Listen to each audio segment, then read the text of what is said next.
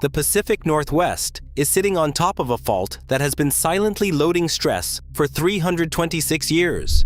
It runs 700 miles from Cape Mendocino in Northern California through Oregon and Washington and into British Columbia. It is called the Cascadia Subduction Zone. It last fully ruptured on the evening of January 26, 1700. The ground shook for approximately 5 minutes. The tsunami it generated reached Japan 10 hours later and was recorded in coastal villages on the other side of the Pacific Ocean. 10 million people now live above the fault. None of them existed when it last broke. None of them have any living memory of what it does when it moves. The United States Geological Survey now estimates the probability of a full magnitude 9 rupture in the next 50 years at between 15 and 25%. That is not a fringe number. That is a federal agency citing peer-reviewed seismology, telling Americans there is roughly a 1 in 5 chance that within their lifetime, the largest earthquake in the recorded history of the continental United States will strike the cities of Seattle, Portland, Tacoma, Olympia, Eugene, and 100 coastal towns nobody has heard of all at once. But here is what makes this moment different from any previous Cascadia warning. The fault is no longer silent. Monitoring teams are seeing patterns nobody saw 50 years ago. The mechanism that is supposed to release the stress, slow slip events deep beneath the seafloor, has been changed in measurable ways since 2017. Bridges have been studied. Schools have been mapped. Tsunami inundation zones have been redrawn. The infrastructure was never built for what is coming. And the only question scientists are arguing about now is whether the warning window is 50 years, 20 years, or 2 years. This is the story of the most overdue earthquake in the recorded history of the continental United States. The Cascadia Subduction Zone exists because the Juan de Fuca tectonic plate, a small oceanic plate sitting in the eastern Pacific, is being driven underneath the much larger North American plate at a rate of approximately 40 millimeters per year. The boundary where these two plates meet is a megathrust fault, the same kind of fault that produced the Tohoku earthquake in Japan in 2011 and the Sumatra earthquake in 2004. Megathrust faults are the largest earthquake-producing structures on Earth. They are also the most predictable in one specific way. They do not slip continuously. They lock. They build stress for hundreds of years. And then, in a few catastrophic minutes, they release everything they have accumulated. For most of American scientific history, no one knew Cascadia did this. The fault had been quiet for so long that early 20th century geologists assumed it was either inactive or that it released its stress slowly through small earthquakes. The Pacific Northwest was developed under that assumption. Seattle was built. Portland was built. Hospitals, bridges, schools, water systems, sewer systems, gas lines, the entire civic infrastructure of two of the largest American metropolitan areas was built without seismic codes adequate for a megathrust event. The truth was hiding in two places. The first was the coastal forests of southern Washington. In 1986, a United States Geological Survey scientist named Brian Atwater began documenting strange formations along the Copalis River, trees that had clearly died standing up, killed by saltwater intrusion, with no flood damage, whole forests of dead red cedar, some still rooted in soil that was now beneath tidal mudflats. Atwater called them ghost forests. The dating put their death at approximately 300 years earlier. Carbon dating refined the window. Tree ring analysis refined it again. The forests had died in the winter of 1700. The second confirming piece of evidence came from the other side of the Pacific Ocean. Japanese coastal officials in the 17th and 18th centuries kept meticulous records of unusual events, including tsunamis. A specific record from January 27, 1700, described a wave that struck the coast of Honshu without warning, with no preceding earthquake felt in Japan, on the morning after the night the Cascadia ghost forests had been killed. The math worked. A tsunami generated at the Cascadia Fault, traveling at 500 miles per hour across the Pacific Ocean, would arrive in Japan approximately 10 hours after the rupture. The Japanese record matched the Cascadia evidence within a single day. The 1700 Cascadia earthquake was confirmed in 1996. It is now considered one of the most precisely dated prehistoric earthquakes in human history. The rupture was approximately magnitude 9. The ground shook for between 3 and 5 minutes. The coast dropped by an average of 2 meters in seconds. The tsunami that followed reached the outer Washington and Oregon coast within 15 to 30 minutes. The recurrence interval, calculated from layers of buried tsunami sand and ghost forest evidence going back 10,000 years, is approximately 243 years for partial ruptures, and approximately 500 to 600 years for full magnitude 9 ruptures. The fault has now gone 326 years since the last confirmed full rupture. By the average recurrence interval for full ruptures, it could go another 200 years, or it could rupture this year. But here is what monitoring teams are seeing right now. The patterns of slow slip beneath the seafloor have been changing. Slow slip events are tiny seismic creep movements that release small amounts of accumulated fault stress in episodes that last days or weeks. They are not earthquakes. They cannot be felt at the surface. They show up only on extremely sensitive GPS monitoring stations along the Pacific Northwest coast. For decades, those slow slip events were regular. They occurred approximately every 14 months, lasted around 2 weeks, and released a fraction of the accumulated stress on the fault. They were the safety valve. Beginning in 2017, the pattern began to shift. The events have become longer. The amount of stress they release has decreased. The interval between them has become irregular. Several teams of seismologists, led primarily by researchers at the University of Washington and Oregon State University, have published papers documenting that the Cascadia slow slip system appears to be transitioning into a different operating mode. The implications are not fully understood. The most cautious interpretation is that the fault is approaching the end of its loading cycle. And here's what makes this different from every previous warning. The cities that sit on top of Cascadia were never designed for a magnitude 9. The Federal Emergency Management Agency, FEMA, conducted a regional preparedness exercise in 2016 called Cascadia Rising, simulating the response to a full magnitude 9 rupture. The results were, in the published language of the after-action report, sobering.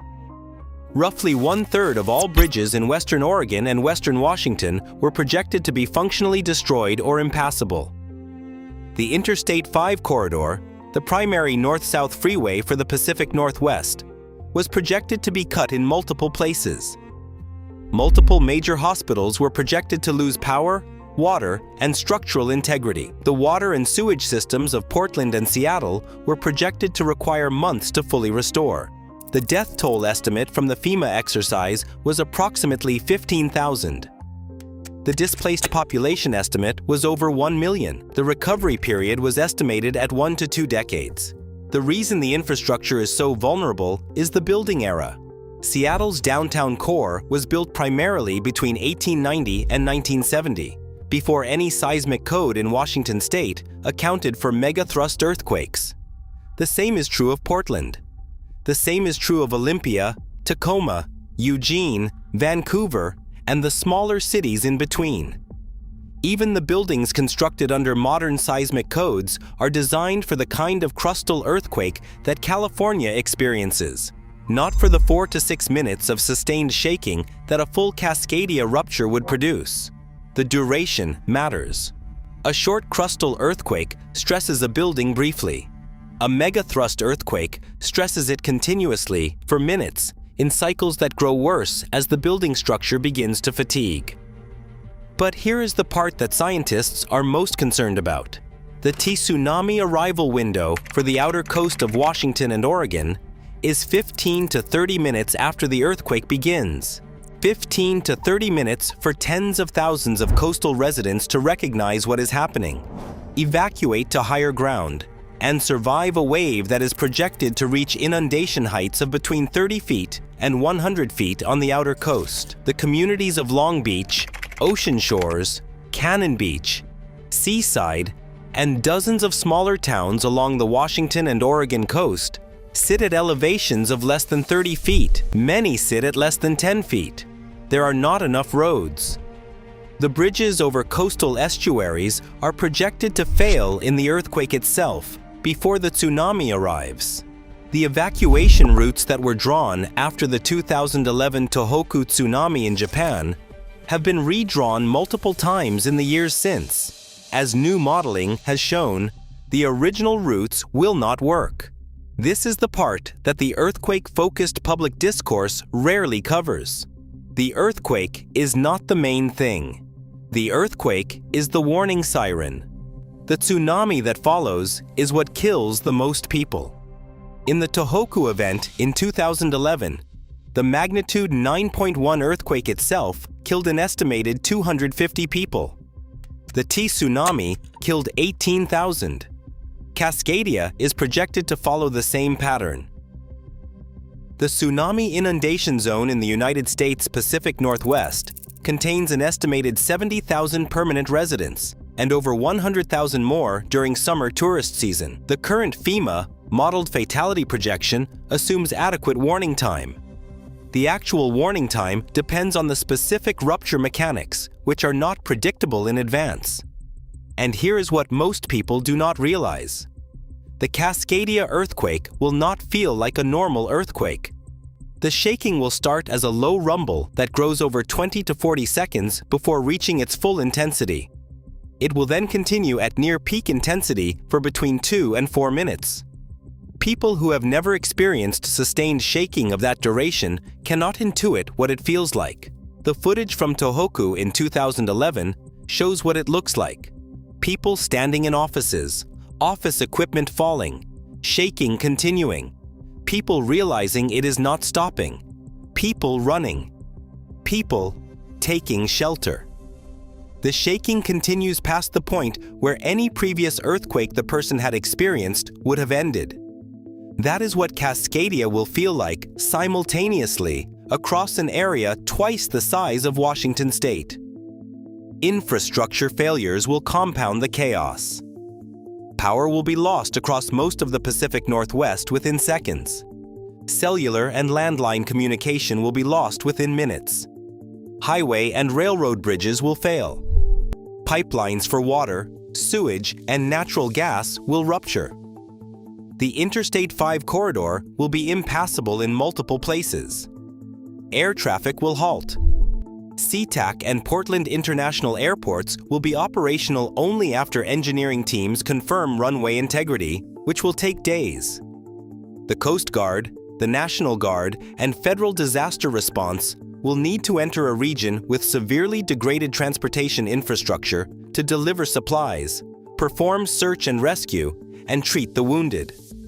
The first 72 hours after the rupture are the period that determines the size of the death toll. The pre-positioned supplies, the trained responders, and the established evacuation routes will all be compromised by the rupture itself. The economic stakes have been calculated. The most cited estimate from the Cascadia Region Earthquake Workgroup places direct property damage from a full magnitude 9 event at over $70 billion.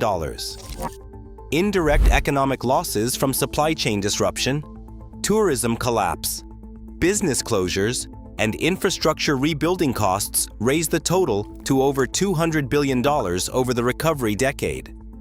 The displaced population estimate is over 1 million. The reconstruction timeline is estimated at 15 to 20 years. The Pacific Northwest economy, the 7th largest regional economy in the United States, would not return to pre-event output for at least a decade. But here's the part that almost nobody is talking about. The Cascadia event would not occur in isolation. The Pacific Rim is the most seismically active zone on Earth.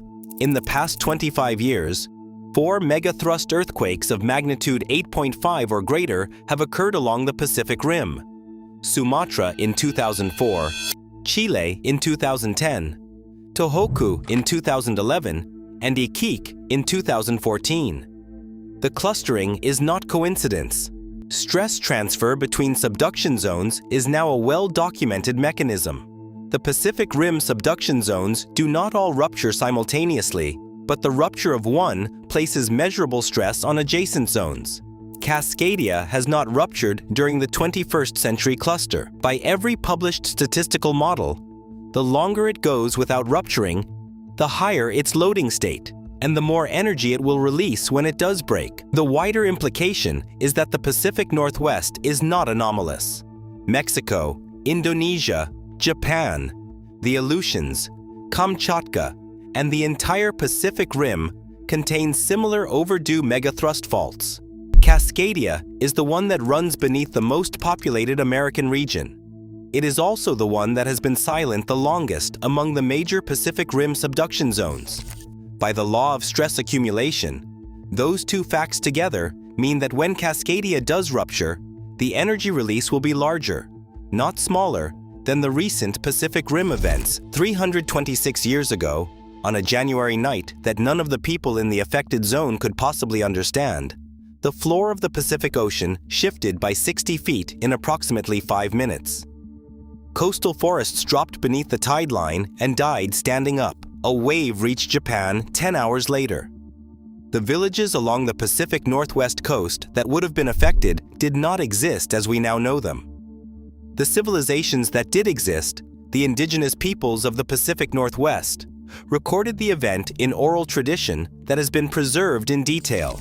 The story that has come down from the Quileute, the Maka, the Yurok, and other coastal nations describes a winter night when the ground shook, the ocean drained, and a wall of water swept the coast. The descendants of those communities still live where the rupture occurred. The fault is loading. The slow slip pattern is changing. The infrastructure is still inadequate. The cities are still growing. The probability is between 15 and 25% over the next 50 years. The probability over the next 200 years is significantly higher. And the only thing standing between 10 million people and the largest earthquake in the recorded history of the continental United States is the timing of a geological process that has no calendar, no warning system, and no obligation to wait until anyone is ready. The fault is silent. It will not stay silent forever. Whether the warning window is 20 years or 2, the engineering work to prepare for the rupture has not been done. The infrastructure that is supposed to carry 10 million people through the recovery does not exist at the scale that will be needed. The only question that remains is whether the United States, which has known about Cascadia for 30 years and has had every opportunity to build for it, will choose to begin the work before the fault makes the choice instead. 326 years and counting.